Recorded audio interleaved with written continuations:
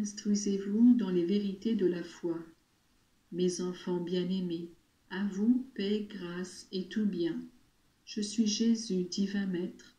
Je désire que vos intelligences soient illuminées par la vérité et que vos cœurs soient enflammés d'amour, pour que, vivant selon la loi de Dieu, vous puissiez arriver au port du salut et du bonheur éternel. Instruisez-vous donc dans les vérités de la foi. Apprenez à aimer toujours plus Dieu et à vous donner à vos frères avec un amour renouvelé. Les vérités éternelles sont résumées dans le credo « Je crois en Dieu ».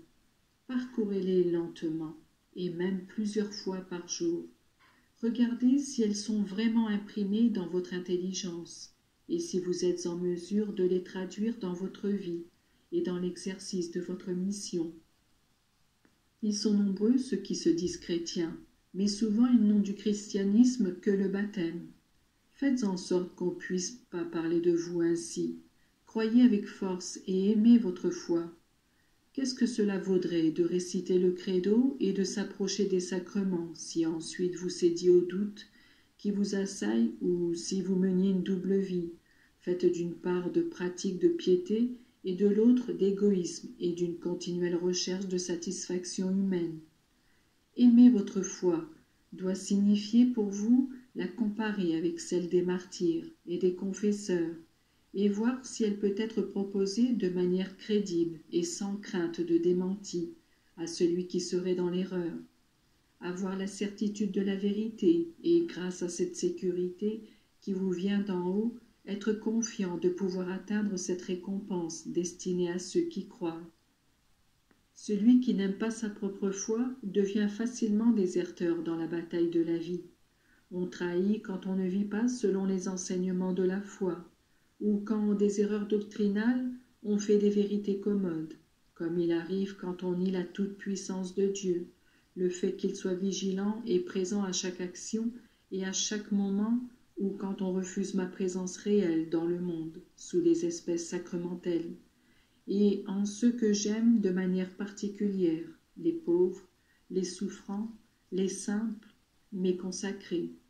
La foi exige un engagement constant à user de charité envers tous et à pratiquer, en renonçant à soi-même, cet altruisme qui fait régner Dieu.